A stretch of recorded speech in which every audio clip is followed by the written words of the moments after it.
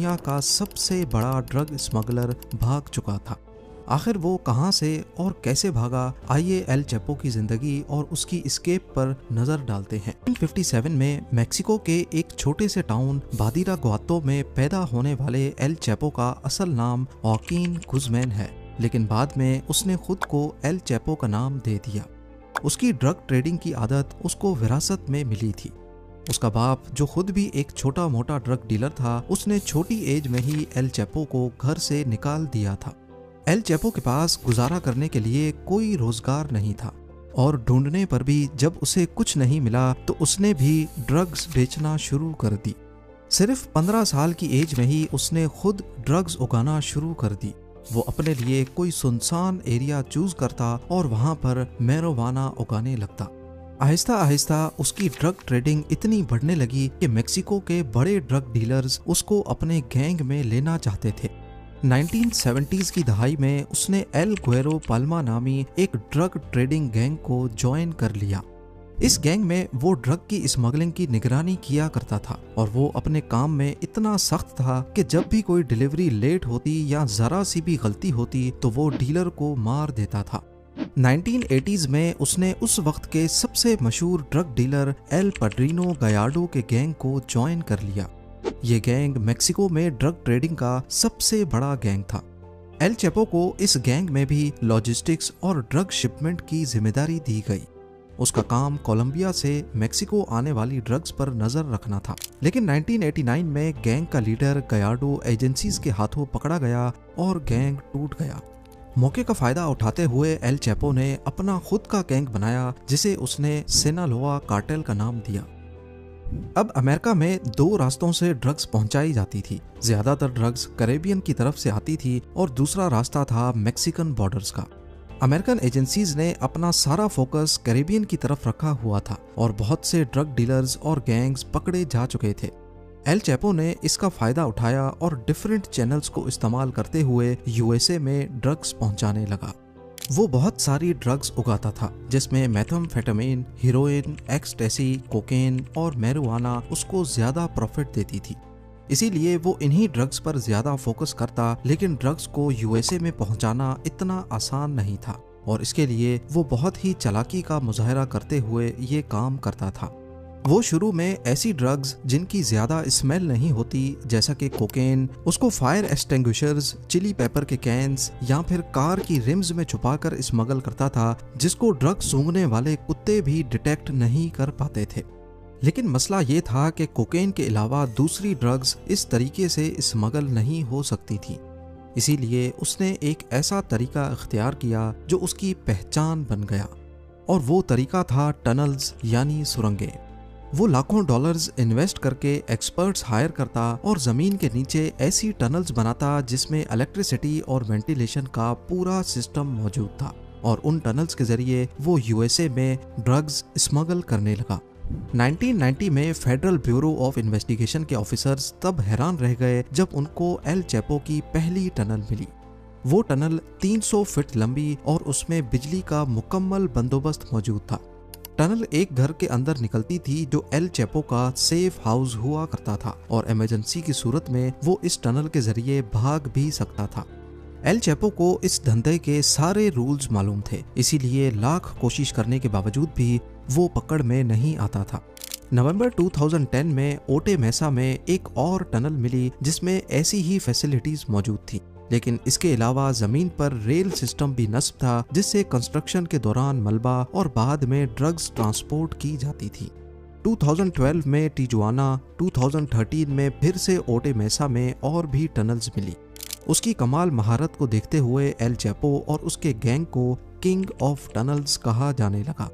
वो अपनी टनल्स इस कदर गहरी बनाता था कि ग्राउंड पेनिट्रेटिंग रेडार मशीन भी इसको डिटेक्ट नहीं कर पाती थी, और टनल्स की एंट्रेंस को वो चालाकी से छुपाया करता था, जैसा कि बाथरूम टब या फिर टॉयलेट के नीचे।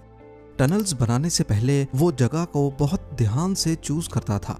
उसने ज्यादातर स्मगलिंग यूएस मेक्सिको बॉर्डर पे मौजूद कैलिफोर्निया के शहर ओटे मेसा से करने का इरादा बनाया। उसने ओटे मेसा को 3 वजूहात की बिना पर चूज किया था। पहला ये कि ओटे मेसा 2 मेजर ट्रांसपोर्ट हब्स टिजुआना और सैन डिएगो के नजदीक था और ड्रग्स को इन हब्स की वजह से एजेंट्स तक ट्रांसपोर्ट करना बहुत आसान था।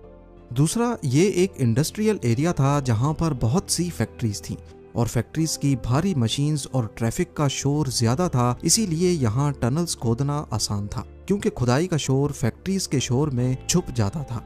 और तीसरा रीजन है यहाँ की मिट्टी, क्योंकि इस शहर के एक तरफ समंदर है जो यहाँ की मिट्टी को बहुत नरम रखता है, इसीलिए यहाँ पर खुदाई करना बहुत आसान था। जबकि दूसरी तरफ पहाड़ हैं जो नरम जमीन को भी मजबूती देते हैं और इसकी वजह से टनल्स कोलैप्स नहीं करती थी। यानी हर लिहाज से ये शहर एल चैपो की टनल्स के लिए बहुत आइडियल था। 9 जून 1993 को मैक्सिकन अथॉरिटीज ने फाइनली एल चैपो को पकड़ लिया और उसे 20 साल कैद की सजा सुनाकर जेल में डाल दिया गया। लेकिन ये जेल भी उसके लिए उसका ऑफिस बना रहा। वो जेल स्टाफ को रिश्वत देकर अपने लिए हर एक सहूलत हासिल कर लेता था और अपनी बिजनेस मीटिंग्स भी अरेंज करवा लेता था ताकि उसका काम चलता रहे। 2001 में सुप्रीम कोर्ट ऑफ मेक्सिको ने एक फैसला किया जिसके बाद यूनाइटेड स्टेट्स और मेक्सिको के दरमियान कैदियों के तबादले का प्रोसेस इजी हो गया। एल चैपो जानता था कि यूएसए में ड्रग स्मगलिंग की वजह से यूएसए की हुकूमत हर सूरत उसको अपने पास मंगाकर कैद करेगी और फिर वहां से निकलना आसान नहीं होगा। इसीलिए एल चैपो ने पहली बार मेक्सिको की जेल से भागने का मंसूबा बनाया। उसने जेल गार्ड्स को $25 लाख की रिश्वत दी और लॉन्ड्री बास्केट में बैठकर जेल से भाग निकला। अगले 13 सालों तक उसने फिर से अपनी टनल्स, ड्रग ट्रेड और दूसरे क्राइम्स की वजह से बगैर पकड़े यूएसए और मेक्सिको की सरकार की नाक में दम किए रखा। लेकिन 13 साल की मेहनत के बाद मैक्सिकन एजेंसीज को उसकी एग्जैक्ट लोकेशन पता चल गई और उसके घर पर रेड कर दी गई। अब की बार भी उसने अपने भागने का बंदोबस्त कर रखा था। वो बाथरूम में बाथ टब के नीचे एक सीक्रेट टनल में घुस गया, लेकिन अथॉरिटीज ने उसको ज्यादा दूर नहीं जाने दिया और फाइनली वो एक बार फिर से पकड़ा गया। अब उसे मेक्सिको की सबसे महफूज जेल एल्टीप्लानो मैक्सिमम सिक्योरिटी प्रिजन में भेज दिया गया और उस पर खसूसी नजर रखी जाने लगी। लेकिन सिर्फ 1 साल के बाद 11 जुलाई 2015 को जब वो अपने सेल में टहल रहा था तो रात को 8:50 पे उसको आखिरी बार शावर एरिया के पास देखा गया। उसके सेल में सिर्फ शावर एरिया ही था जो कैमरा की आंख से छुपा हुआ था। करीब आधे घंटे के बाद जब वो कैमरा पे नहीं देखा गया तो सेल का मुआयना करने के लिए लॉकअप खोला गया। जब तक गार्ड्स अंदर गए तब तक एल चैपो जा चुका था। उसने बड़ी चालाकी से शावर एरिया के गटर को बड़ा करके एक टनल खोदी जो नीचे एक बड़ी टनल के साथ कनेक्टेड थी।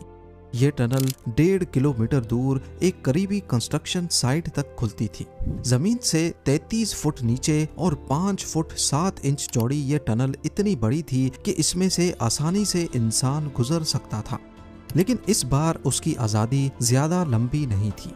8 जनवरी 2016 को लॉस मोचिस में मैक्सिकन मरीन्स ने उसके सेफ हाउस पर फिर से हमला किया और शदीद मुज़ाहमत के बाद वो एक बार फिर से पकड़ा गया। इस बार अमेरिकन सरकार ज्यादा रिस्क नहीं लेना चाहती थी, इसीलिए 2017 में एल चैपो को मैक्सिकन सरकार ने यूएसए के हवाले कर दिया, जहां वो सुपर मैक्स प्रिजन कोलोराडो में अपनी उम्र कैद की सजा काट रहा है। लेकिन हकीकत ये है कि जितनी भी सिक्योरिटी हो, अमेरिकन सरकार को ये डर ही रहता है कि कहीं एल चैपो दोबारा से ना भाग जाए। उम्मीद है जेम टीवी की ये वीडियो भी आप लोग भरपूर लाइक और शेयर करेंगे। आप लोगों के प्यार भरे कमेंट्स का बेहद शुक्रिया। मिलते हैं अगली शानदार वीडियो में।